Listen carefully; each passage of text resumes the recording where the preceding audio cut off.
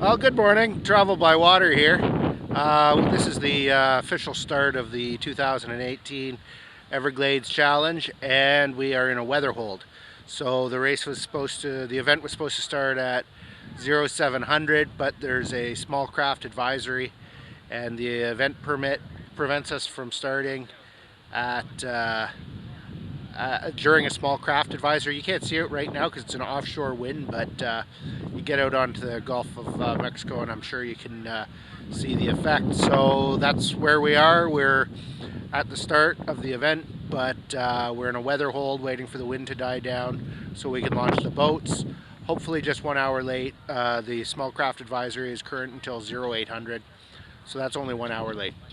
Okay, here we go. This is the 2018 Everglades Challenge. All right, here's a quick look at the starting line. There's some wind noise because we are in a small craft advisory. Okay, and it goes all the way down the beach. Lots of masts. And there's lots of kayaks without masts, kayaks and canoes as well. There's our boat there.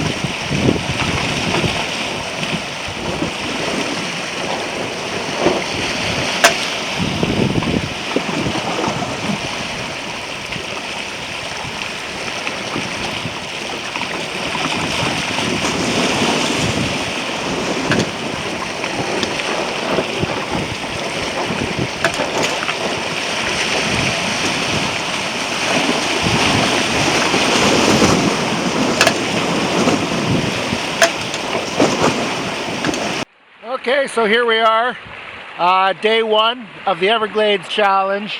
We're about 55 miles down the course, which isn't too bad because there was a 2-hour weather hold. So we've been making some miles. We were outside for probably about 40 miles. It started to get really windy and rough. Seas were breaking. We were surfing. And we weren't 100% certain what Stump Pass was going to look like when we hit that with those conditions. We noticed some boats did continue on the outside, but we weren't prepared to do that, having never been through there before. Maybe if we were more familiar with it, we would have kept going through. So we should be at checkpoint 1 shortly after dark, and we've got really good wind. The Venice Canal was really interesting. That was different. Bridges are a pain in the neck, but bridges are a pain in the neck everywhere. The bridge operators have been really nice though. So we're going to check in at Cape Hayes Marina in probably not too long, probably within the hour, and then I think we're going to keep on going because the wind's blowing the right direction, and we've got lots of inland waters to work with, so no need to stop. We can't think of a reason to stop. We can nap on the trampoline. We can stop if we really want to, but we're not stopping just because the sun's going down. Well, good morning. That was a really, really, really, really cold night. We sailed overnight non-stop from Cape Hayes Marina to Fort Myers Beach, which was a long sail, but it was cold. It was about 9 degrees Celsius, and the wind was pumping, and we were wet because it was wavy. So we're pretty happy to be here at Fort Myers Beach. We're gonna either buy some coffee or make some coffee. We'll see how it goes, but it's a really beautiful spot. Beautiful morning. We covered a lot of miles last night. We've done something like 100 miles since 9 o'clock yesterday morning, and it's like 7 o'clock this morning, so we've done, 100 miles in 22 hours on a beach cat. That's not bad. Okay, I'm gonna look into getting a bite to eat. I'm kind of chilly. Well, now we're sailing south of Fort Myers. We just got hit by some kind of a gale or a microburst, fairly sustained. So we were able to put in a double reef and kind of forereach our way towards shore where it was more tame. And now I'm looking for a dolphin that was just playing for us, but he seems to have taken off when I got the camera out. Camera shy dolphin. Here we are running down south of, what was the name of that city? Naples, Florida, on our way to San Marco. We're cooking. We've been doing a lot of this kind of sailing over the last couple of days, just hauling butt.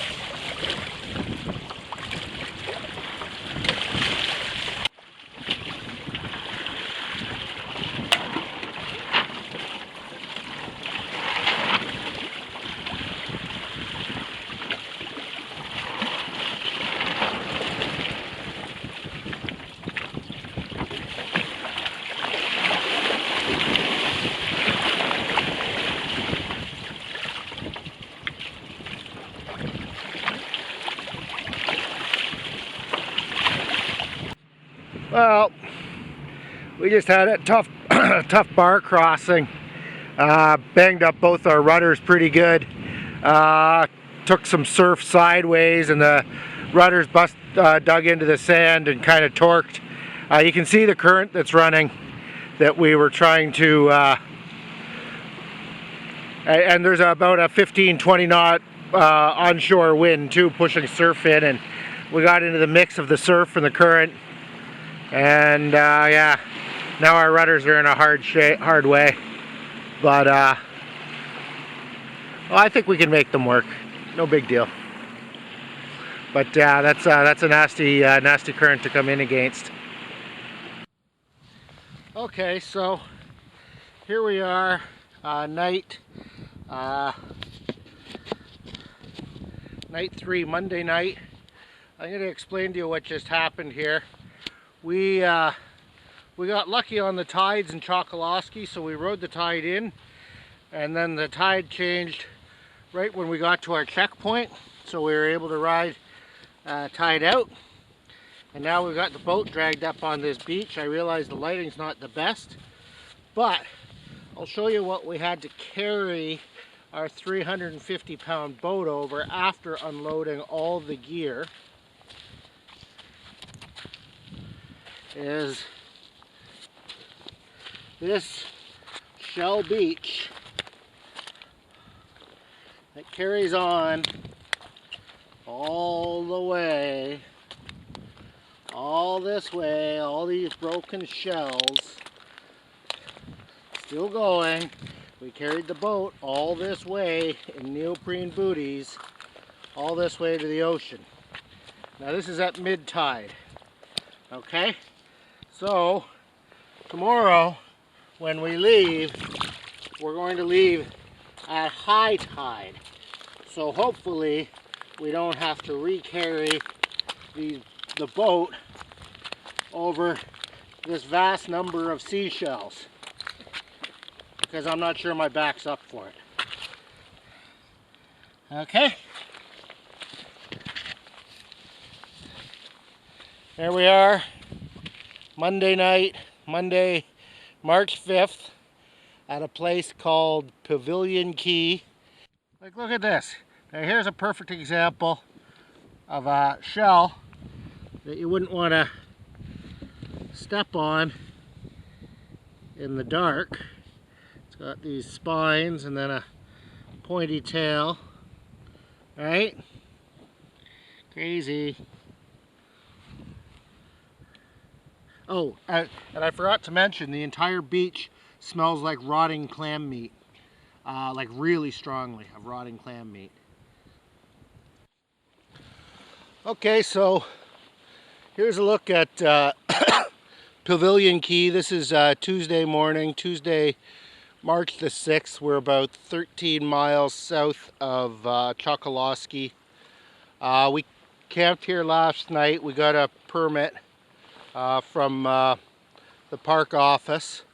So down there you can see that's where we came in last night onto the shell-strewn beach.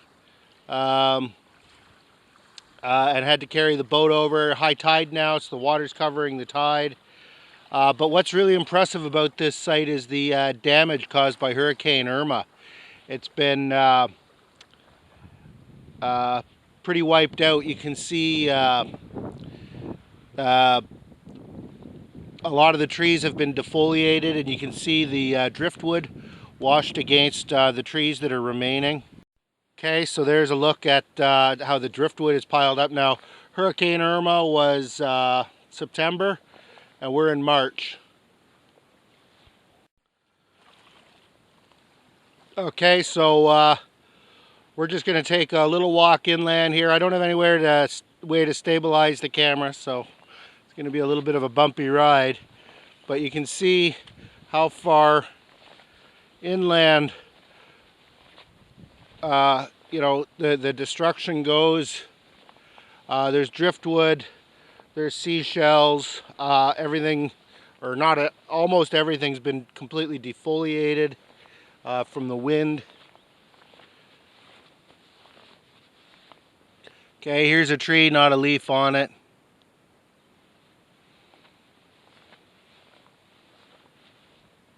You know, and back here we've got, you know, some pretty good sized seashells.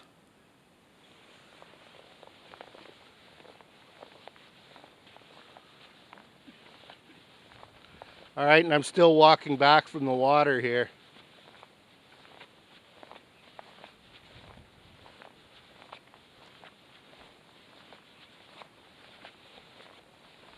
And this everywhere around here is like this from that we've seen so far from Hurricane Irma.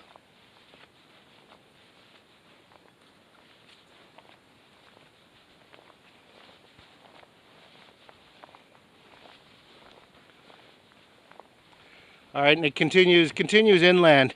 Now I'm not going to go inland because the park rangers have warned us about some good size pythons that are loose in the area, and just because I'm not really familiar with the forest around here, I'm not going to go poking around and stirring up wildlife. But yeah, you can see the devastation continues inland.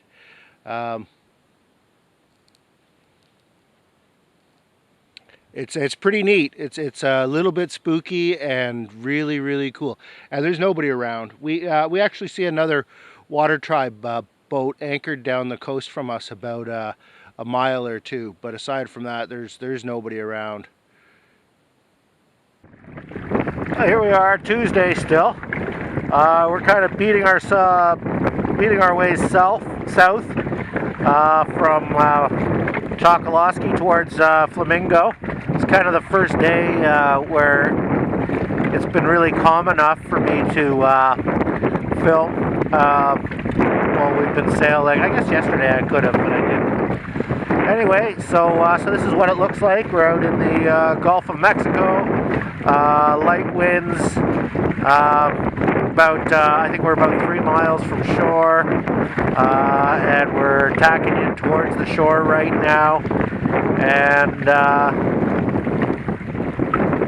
I guess there will be more on that when we get there. So yeah, winds about 5 knots from the southeast. which is exactly the direction we're trying to get to. So it's kind of a slow tack south.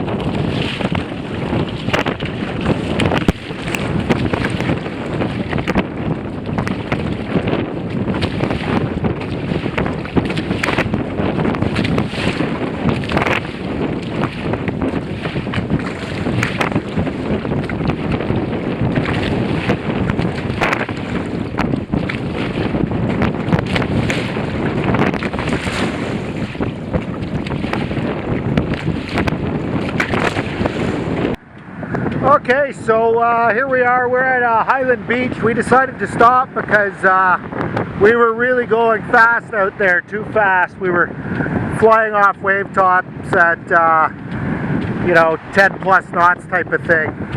And it was getting kind of sketchy. And not only that, but our only camping permit is for Highland Beach, and this is Highland Beach. It's an interesting spot because, as you can see, or you will see in a minute, it's been completely destroyed by Hurricane Irma.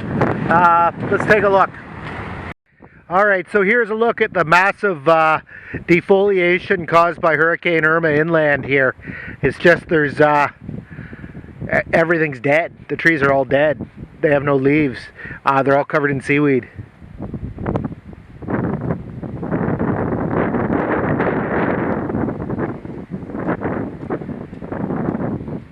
I wonder if this beach is normally even this high, or if this sand was piled up by the storm. This is probably an area I don't think a lot of people have seen since the storm.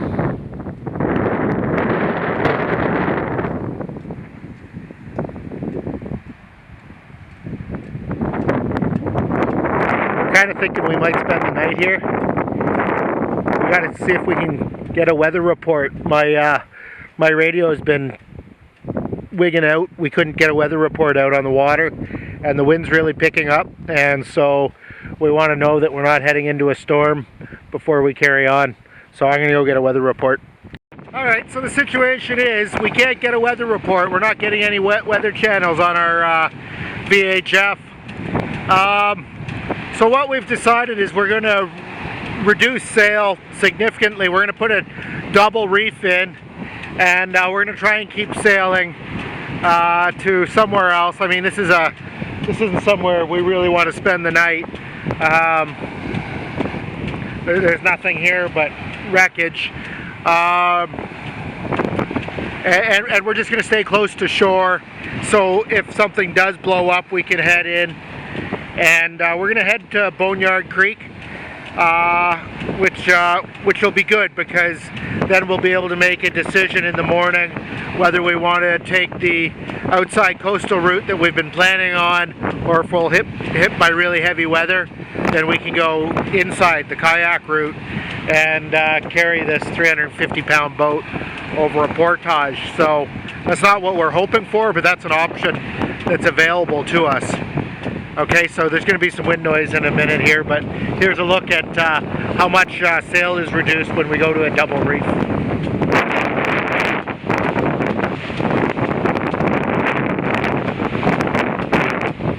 Okay, so that's going to slow us way down, way down.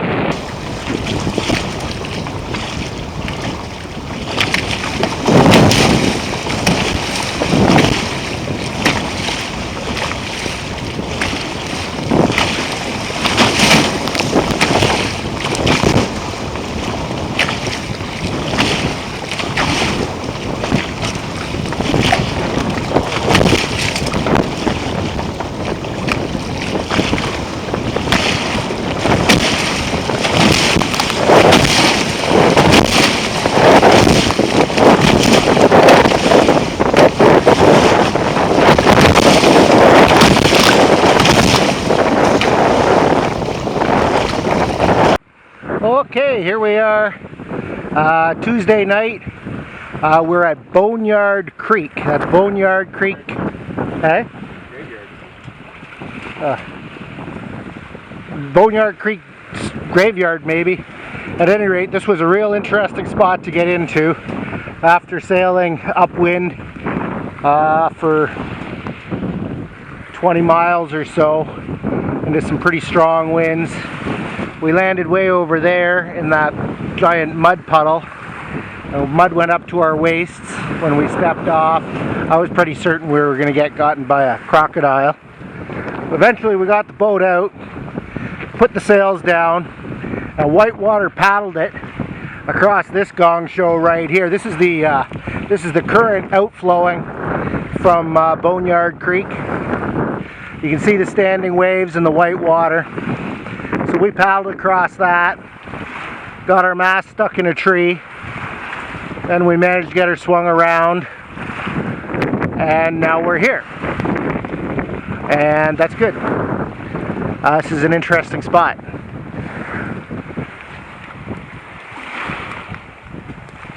Here's a look at the boat after a day's sailing.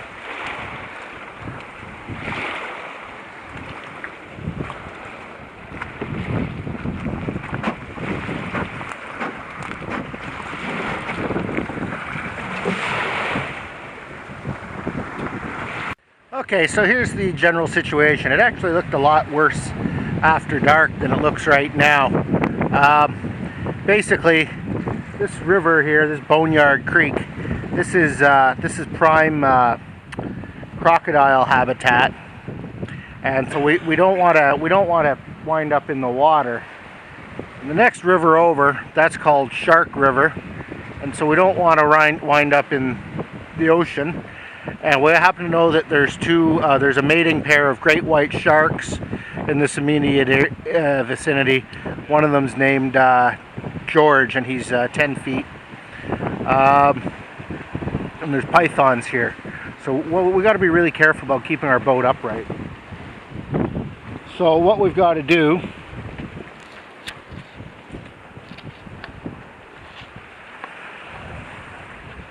is we've got to make sure the mast clears all the sticks.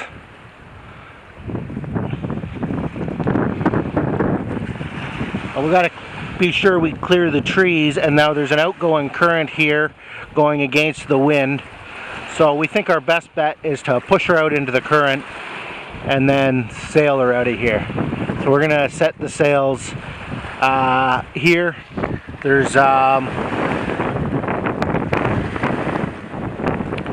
15 knot wind forecast, so we're going to go double reef just to improve control and keep her on her feet. So that's basically a summary. We just want to make sure we keep the boat upright with all these trees and snags under the water, because there's a lot of dangerous wildlife. Crocodiles in particular, and sharks. Both seem bad. Well, that was proper sailing this morning. Sailed 9 miles, another beat all morning. 9 miles upwind into about a 15-foot wind, about 3-foot seas.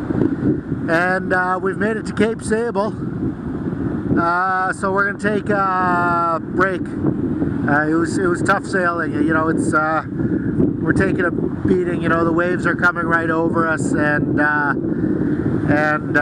we're tacking. You know, beating, hiking. But yeah, we made pretty good time. There's going to be some wind noise. I'll turn the camera around, show you the ocean here close to shore. It's a really beautiful shoreline.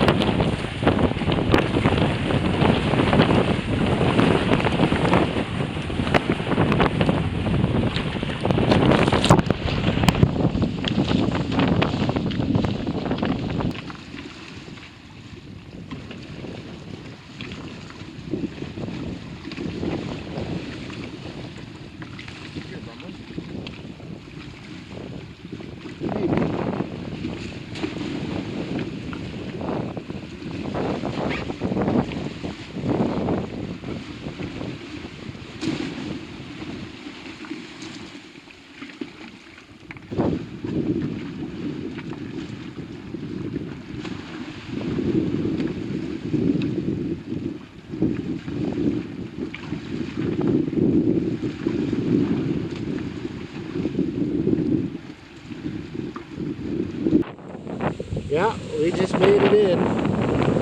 We just made a crossing across Florida Bay and some really, really crazy winds. Really crazy. 10 knots on a double reef main and no jib.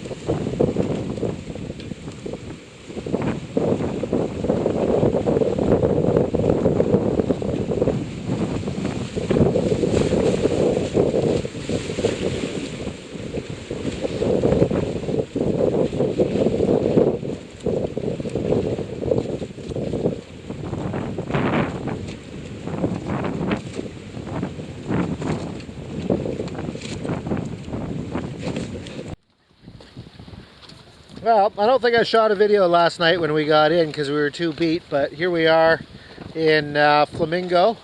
I believe was it 4 hours, or sorry, 4 days and 14 hours, or 4 days and 16 hours.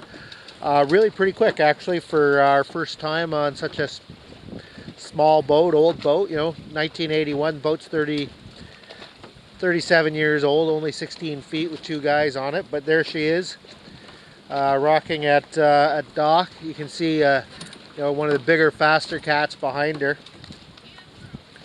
I think we're about the 34th boat in out of about 100 or so, so not too bad.